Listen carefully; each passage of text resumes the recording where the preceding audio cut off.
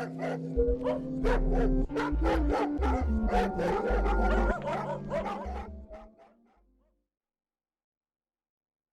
we saw in Atlanta last night and what we are seeing in cities across America is an explosion.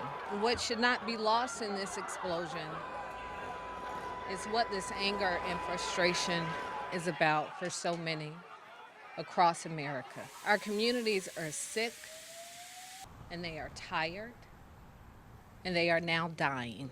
What do we want? Justice! Where do we want it? Now! What do we want? Justice! Where do we want it? Now! What do we want? Justice! Where do we want it? Au pays de l'oncle Sam, au pays de l'oncle Tom, on tue des hommes, des femmes, des enfants, des vieillards. Parce qu'ils sont noirs. Et aussi quand même un peu parce qu'ils sont pauvres. Au pays de l'oncle Sam, au pays de l'oncle Tom, toutes les 28 heures, c'est-à-dire approximativement le temps qu'il faut à la Terre pour faire un tour sur elle-même, Un homme tombe. Parce qu'il est noir. sous les coups des policiers, Les coups de feu, les coups de poing. Les coups de pied. Et les coups de tête. les coups de n'importe quoi qui blesse et qui tue. Étranges fruits qui ne pendent plus aux arbres, mais gisent éclatés sur le trottoir dans leur sang rouge. Noir. Tamir Rice, 12 ans. Il jouait avec un flingue en plastique dans un parc à Cleveland, Ohio. Un gosse qui se faisait des films dans sa tête de gosse. Était-il flic ou gangster dans son film?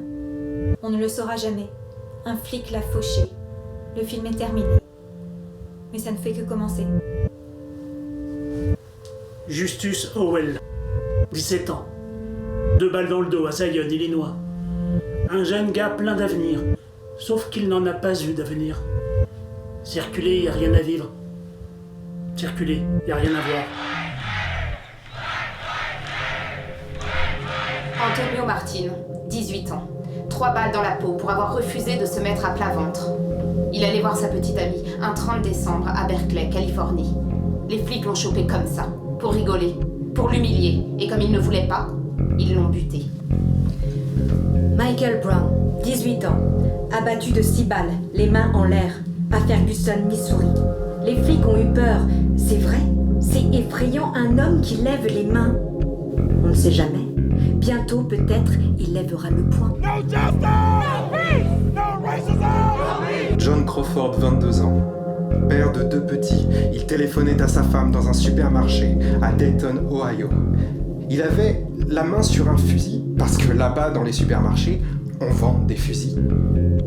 C'est pas de sa faute, mais il en est mort aussi.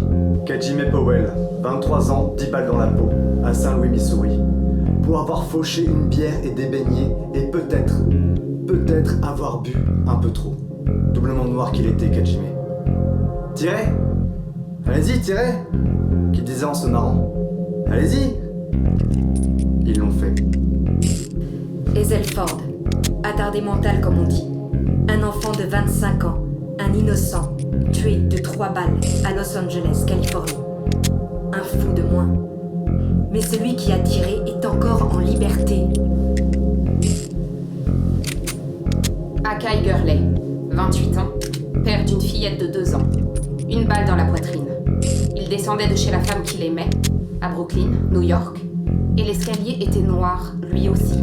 C'est comme ça chez les pauvres. Il n'y a plus de lumière et pas beaucoup d'espoir, alors on meurt dans le noir. Parce que les flics ont tellement peur du noir. Dante Parker, 36 ans, 5 enfants. Ils l'ont assommé avec un taser et l'ont laissé crever sur un trottoir, à Victorville, Californie. Ils l'ont laissé crever comme un chien, un moins qu'humain, un moins que rien. Eric Garner, 44 ans, 6 enfants. Étranglé par un policier à New York. Je ne peux plus respirer, qu'il criait. Je ne peux plus respirer, mais ils ne l'ont pas entendu. Les Noirs, on ne les entend pas, on les tue. Walter Scott, 50 ans. 8 balles dans le dos. Il avait fui un policier parce qu'il ne pouvait plus payer la pension alimentaire de son gosse, parce qu'il avait perdu son boulot à North Charleston, Caroline. Et Dans le dos. Un chômeur de moins. C'est toujours ça de prix.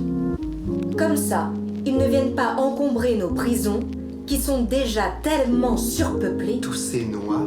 Pauvre. Tellement noir. Tellement pauvre. Et tellement chômeur. Vous comprenez, on peut pas envoyer tout le monde à l'armée. Pourtant, on fait des efforts. En ce moment, on ouvre de nouveaux chantiers dans le monde entier. On engage des noirs pour tuer des noirs. Des pauvres pour buter des pauvres. Des pauvres pauvres des pays pauvres. Ces pays pauvres, pourtant, Si riche en pétrole, en uranium, en coltan. Mais pour l'instant, on n'a pas encore de boulot pour tout le monde, alors il faut patienter. Ou mourir. Au pays de l'oncle Sam, au pays de l'oncle Tom, dans une ville au nom qui danse, un gosse de 19 ans a tué 9 personnes dans une église. Ils étaient noirs. il était blanc. Il pensait que ça lui donnait des droits. Il voulait déclencher la guerre des races. Mais ça lui est pas venu comme ça. En Caroline, au Parlement, flotte encore le drapeau confédéré. Le drapeau des négriers, symbole d'une histoire qui n'en finit pas de recommencer. Parce que quand même, tous ces noirs, tous ces pauvres, Tellement noirs. Tellement pauvre. c'est pas si mal qu'ils aient peur. Comme ça, ils ne se révoltent pas. Et tous ces pauvres petits blancs, c'est pas mal qu'ils broient du noir, qu'ils jouent au Ku Klux Klan. Comme ça, eux non plus ne se révoltent pas. Plutôt la guerre des races que la guerre des classes. Et pourtant, La lutte des classes existe, mais c'est la mienne, celle des riches, qui est en train de la gagner. c'est un milliardaire qui parle et il sait de quoi il parle. Il est très vieux. Il est très blanc. Il est très riche. Tellement vieux. Tellement blanc. Et surtout, tellement riche. Lui n'a pas son drapeau sudiste, son drapeau de négrier, il n'a pas d'esclaves. Il a des salariés. Enfin, de moins en moins, parce que de nos jours, ce qui rapporte, c'est de licencier. Spéculer. Restructuré. Mais tous ces chômeurs, noirs, blancs, pauvres qu'on fabrique à tour de bras, c'est explosif. Alors, on leur donne de la blanche. Au pays de l'oncle Sam, au pays de l'oncle Tom, On peut en prendre pour des centaines d'années, pour juste posséder quelques grammes de coke ou de crack. Ou toutes ces saloperies. Pourtant, la blanche, elle est pas difficile à trouver. Dans les années 70, quand le mouvement noir radical a commencé à s'essouffler, la CIA l'a achevé. Elle a déversé des tonnes de blanches dans les quartiers où vivaient les noirs. Dans les usines où travaillaient les noirs. Sur les chaînes où suaient les noirs. Le crack pour pas que ça craque. Parce que quand même, tout ça ne tient pas debout. Mais ça tient quand même. Et la litanie des morts noirs continue son sale petit refrain. Breonna Taylor, 26 ans, ambulancière. Elle dormait dans son appartement à Louisville, Kentucky.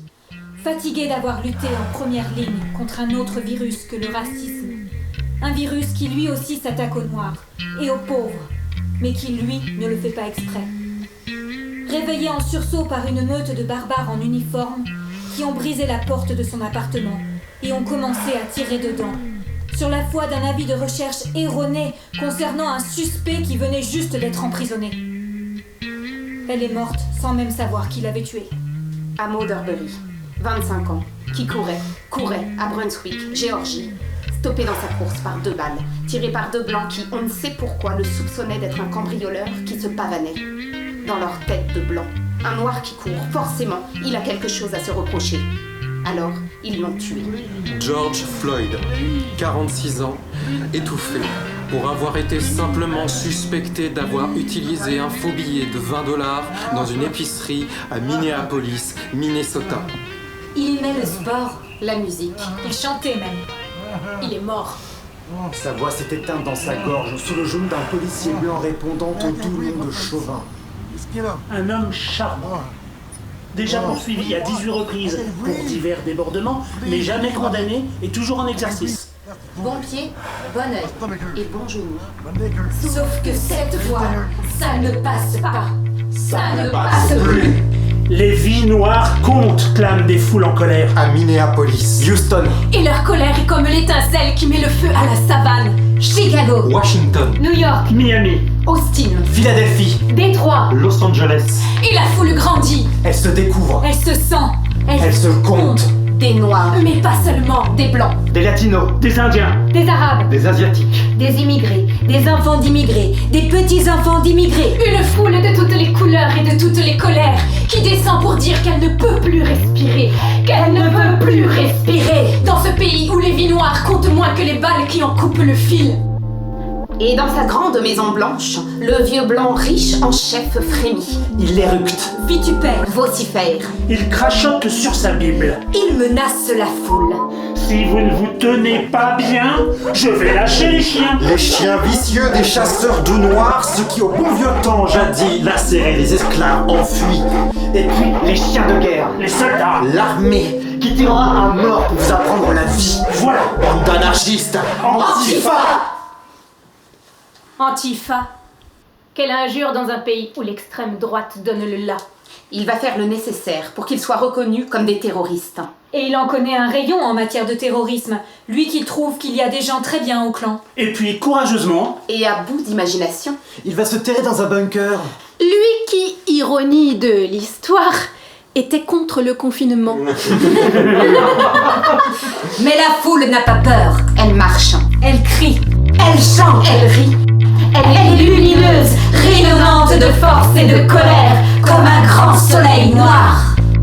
et dans les rangs des policiers chargés de la charger, elle voit parfois un petit blanc qui met un genou en terre pour dire que lui non plus, il ne peut plus respirer. Alors la foule lui fait un petit signe de connivence et elle continue sa marche. Et elle crie No justice, no peace. et c'est la vérité qui jaillit de milliers de poitrines. L'écho immense de milliers de voix et de milliers de cœurs. No justice, no peace. Pas de justice, pas de paix. Pas de paix. La guerre alors? La guerre des pauvres. Pas une guerre contre les blancs, qui sont eux aussi, et même s'ils l'ont parfois oublié, des enfants d'immigrés.